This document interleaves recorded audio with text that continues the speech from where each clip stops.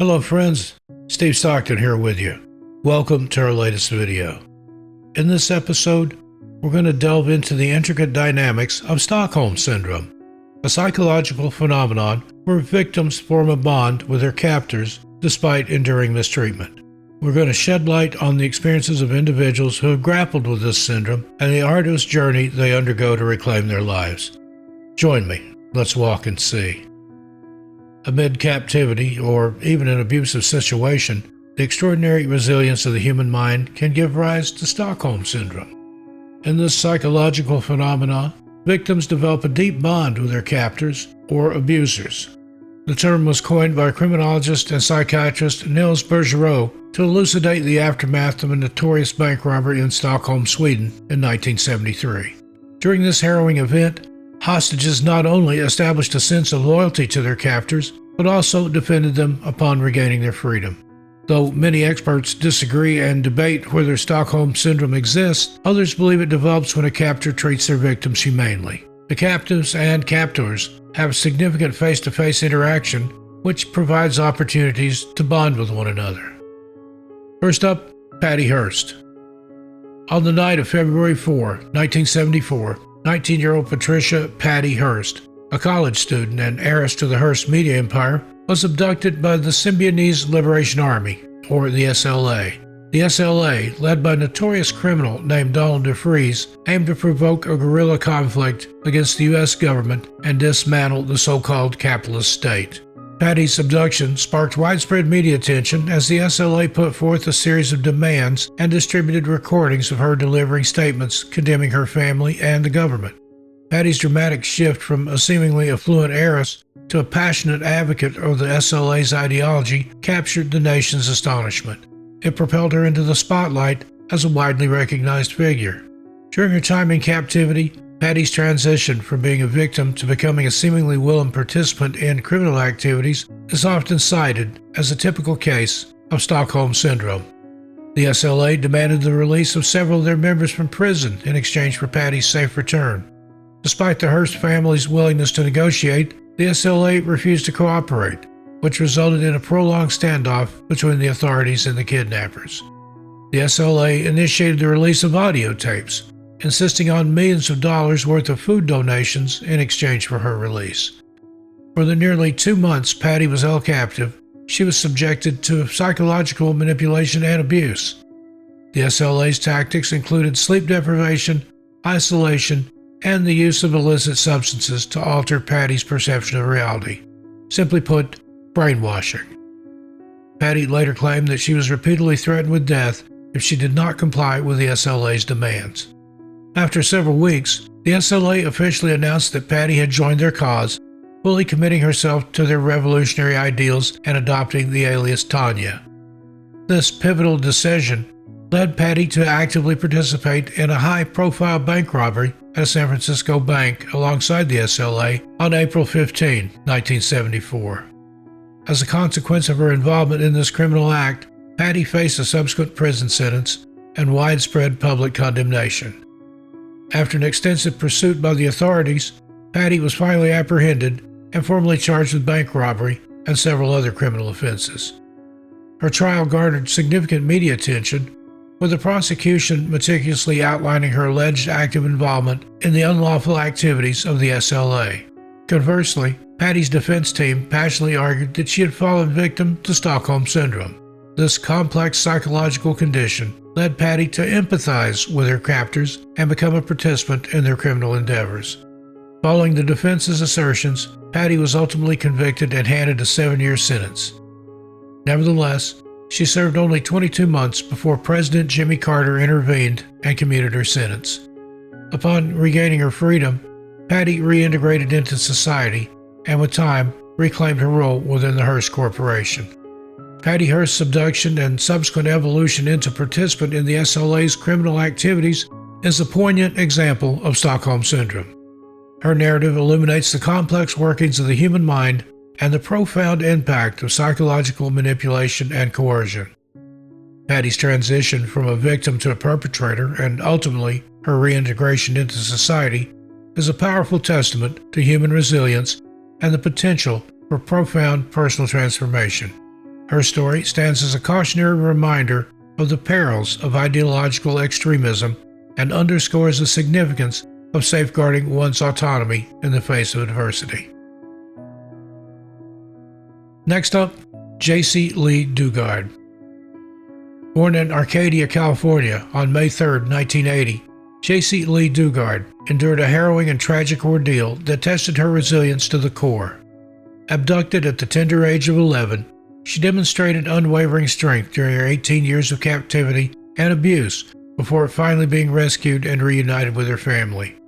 Jaci's story serves as a poignant example, shedding light on the profound psychological and emotional impact of enduring long-term confinement while also illustrating the indomitable spirit of the human psyche in overcoming seemingly insurmountable challenges. On June 10, 1991, Jaci was walking to her school bus stop near her family's home in South Lake Tahoe, California, when Philip Garrido's car approached her.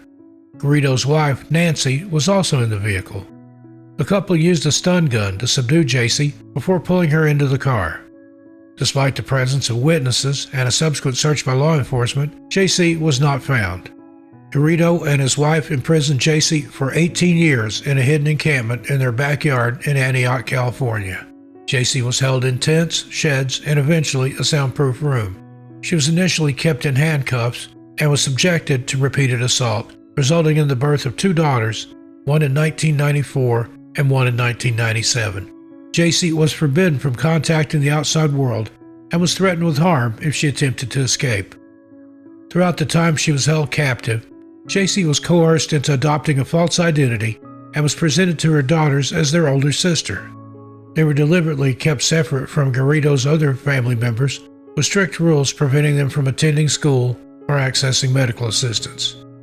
Then, in August 2009, Philip Garrido was taken into custody following a sequence of events that ultimately led to the rescue of Jaci and her daughters. Garrido's parole officer became suspicious after encountering campus police at the University of California, Berkeley. During a subsequent meeting, the parole officer noticed Garrido's erratic behavior and the presence of the two young girls, which prompted law enforcement to conduct a comprehensive investigation. On August 26, 2009, a thorough search of Garrido's residence unearthed a concealed encampment where Jaci and her daughters had endured their captivity. The emotional reunion of Jaci with her family, which included her mother, Terry Probin, and her younger half-sister, Shayna, was filled with relief and joy. After their dramatic reunion, Jaci told her mother, Terry, she felt guilty about not escaping and having bonded with Garrido. This has led to speculation that Jaci exhibited the classic signs of Stockholm Syndrome, in which, over time, she felt entirely dependent upon and even affectionate toward Garrido. As a result of the discovery of Jaci and her daughters, Philip and Nancy Garrido were promptly apprehended and subsequently charged with a range of offenses, including kidnapping and false imprisonment. After pleading guilty to charges in April 2011, Philip Garrido was sentenced to 431 years to life in prison, and Nancy Garrido received a sentence of 36 years to life. Their convictions provided a measure of justice for Jaci and her family, although it could never fully compensate for the 18 years of suffering they endured. Following her harrowing rescue, Jaci has meticulously pieced her life back together and rekindled bonds with her family. Drawing on her ordeal, she has emerged as a staunch advocate for kidnapped individuals and their loved ones, leveraging her experience to illuminate missing persons cases and underscore the significance of community awareness and watchfulness. In 2011, Jaci released a powerful memoir called A Stolen Life, recounting her harrowing experiences during her years of captivity and her inspiring path to healing. This compelling book resonated with readers, becoming a bestseller and shining a light on her story to a broader audience. Alongside her advocacy efforts, Jaci established the JAYC Foundation, a vital resource offering assistance to families navigating the aftermath of abduction and other traumatic ordeals. The harrowing story of Jaci serves as a poignant reminder of the critical significance of child safety and the profoundly tragic impact of kidnappings. Her experience emphasizes the ongoing need for unwavering vigilance, comprehensive education, and dedicated support for both abduction survivors and their families. Jaci's incredible strength and resilience in the face of unfathomable challenges stand as a beacon of hope and inspiration for those grappling with their own adversities. Furthermore, her unwavering commitment to advocacy and willingness to share her story reflects her tireless dedication to assisting others and preventing similar heart-wrenching tragedies from unfolding. And lastly, Natasha Campush. In 1998, 10-year-old Natasha Campush was on her way to school when she was abducted and held captive for more than 8 years in a concealed basement in Austria. Natasha's harrowing ordeal serves as a haunting testament to the darkest depths of human behavior and the extraordinary resilience of the human spirit.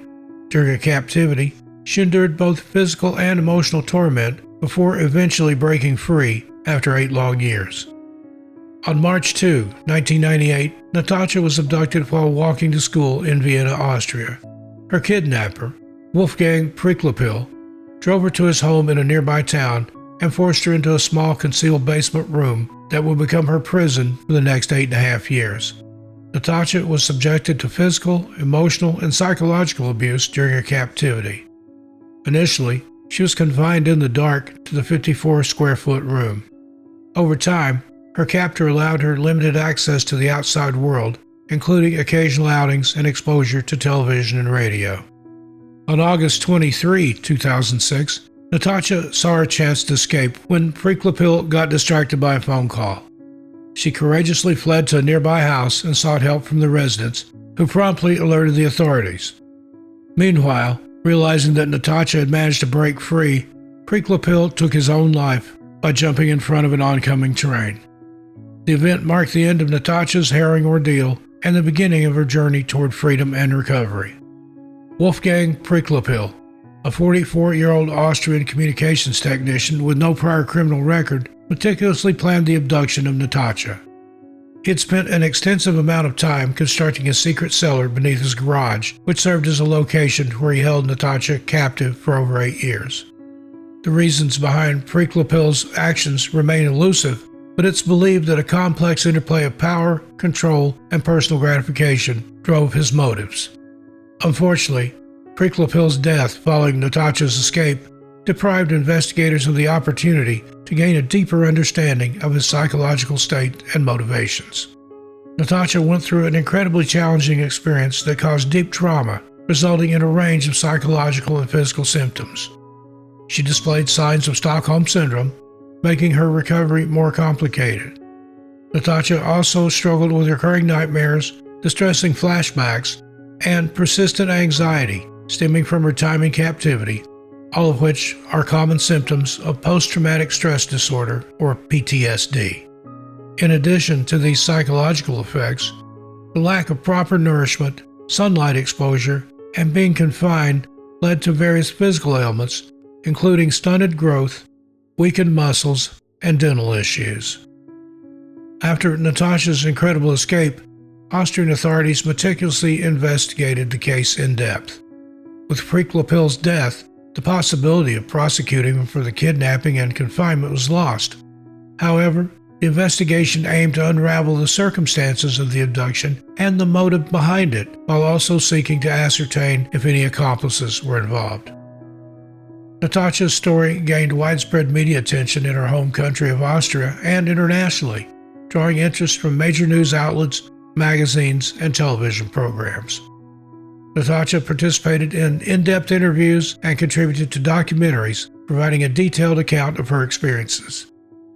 This extensive media coverage highlighted her unimaginable ordeal and aimed to highlight similar cases, prompting a global discussion on such issues. However, along with the public recognition came an immense amount of pressure, intensifying the already challenging process of her recovery and reintegration into society. Natasha's journey to recovery has been a test of her resilience and strength. Over the years, she has dedicated herself to countless therapy sessions, delving into the depths of her psychological trauma and painstakingly working through the obstacles that have arisen on her path to normalcy. In her pursuit of independence, she has sought educational and job opportunities, each step a testament to her unwavering determination.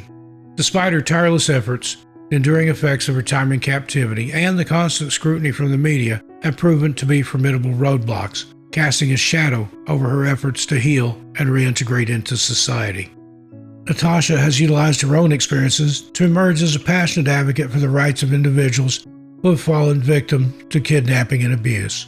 Drawing from her personal journal, she tirelessly raises awareness about the devastating enduring consequences of captivity, highlighting the necessity for comprehensive psychological support for survivors. Furthermore, Natasha has demonstrated her commitment to philanthropy by spearheading initiatives such as establishing a store that allocates its profits to charitable organizations dedicated to advancing the welfare of women in need. In 2009, Natasha received $180,000 in compensation from the Austrian government. The payment was in response to their acknowledgement of mishandling her case, including overlooking crucial information that could have potentially led to her rescue.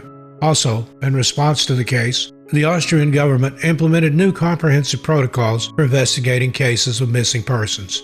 These protocols encompass improved coordination and collaboration among various law enforcement agencies. Additionally, the government allocated increased resources to enhance victim support services, aiming to provide comprehensive assistance to those affected by such traumatic events. Natasha's harrowing story has had a significant and far-reaching impact on our culture, bringing attention to the dark and little-known realities of kidnapping and enduring captivity. Her courageous journey has not only served as the foundation for compelling books, impactful documentaries, and the creation of the movie 3,096 Days, which is based on her autobiography, but has also sparked thought-provoking conversations around the broader issues of child safety and the crucial need for more effective support systems for those who have survived traumatic experiences. Natasha's story is a haunting testament to the inherent vulnerability of seemingly safe communities. Her abduction at the tender age of 10, followed by 8 years of captive suffering before her daring escape, has reverberated not just through her own life, but throughout society. The case's profound impact has rippled through legislative and policy changes aimed at preventing such tragedies and has shed a piercing light on the neglected plight of kidnapping victims. Natasha's ongoing journey toward healing, alongside her fearless advocacy work, serves as a poignant testament to the indomitable spirit of the human will and emphasizes the profound necessity of dedicated support for those who have weathered traumatic experiences. In conclusion, Stockholm Syndrome is a complex psychological response that can occur when individuals are held against their will or subjected to abusive situations. In such cases, the victims may develop an emotional bond with their captors or abusers as a strategy for survival. This bond may involve feelings of empathy, positive regard, and even defense of the captors. The exact causes of this phenomenon are not entirely understood, but it's believed to arise from a combination of psychological, social, and environmental factors. Individuals experiencing Stockholm Syndrome often exhibit a mix of fear, gratitude for small acts of kindness, and a recognition of their captor's humanity, which helps them endure their traumatic experiences. The compelling stories of individuals who've experienced Stockholm Syndrome shed light on the human psyche's intricate workings and the human spirit's remarkable resilience. Patty Hurst, Jaci Lee Gardner, and Natasha Campush serve as poignant examples of individuals who survived extreme trauma and developed Stockholm Syndrome. Their narratives vividly delineate the complex interplay of fear, conflicting emotions, and the fierce struggle for survival that victims grapple with as they find themselves entangled in these harrowing circumstances. Recovery from Stockholm Syndrome is a complex and grueling process that calls for significant time, understanding, and assistance. Individuals often encounter numerous challenges as they attempt to work through the aftermath of their trauma. Emotional scars can be profound and persistent, impacting various aspects of their lives long after the physical captivity is ending. Engaging in therapy, developing coping mechanisms, and receiving consistent support from friends and family are essential components of the healing process. These measures can help individuals make sense of their experience, address the psychological effects of their trauma, and gradually work toward rebuilding their lives. The psychological study of Stockholm Syndrome delves into the intricate emotional and behavioral responses of hostages to their captors. This phenomenon offers valuable insights into the complexities of abusive relationships, illuminating the psychological mechanisms at play. Recognizing the signs and dynamics of Stockholm Syndrome can empower victims and their loved ones to comprehend the profound impact of trauma and to offer tailored support and resources crucial for the recovery process. The recounting of personal experiences by individuals who have grappled with Stockholm Syndrome offers an intimate look at the immense strength of the human psyche and the myriad challenges encountered by those who have survived these traumatic situations. By making substantial investments in resources such as counseling, support groups, and rehabilitation programs tailored to empower and assist Stockholm Syndrome victims, we can significantly contribute to dismantling the damaging cycle of abuse and cultivating an environment conducive to comprehensive healing and long-term recovery. Well, friends, there you have it. What do you think about this strange psychological malady known as Stockholm Syndrome? I look forward to your comments, but please keep it friendly and respectful. Until we meet again, be good to yourselves and each other. Stay safe out there. As for me, I'll see you a little further on down the trail. I'm Steve Stockton, and I'll talk to you next time.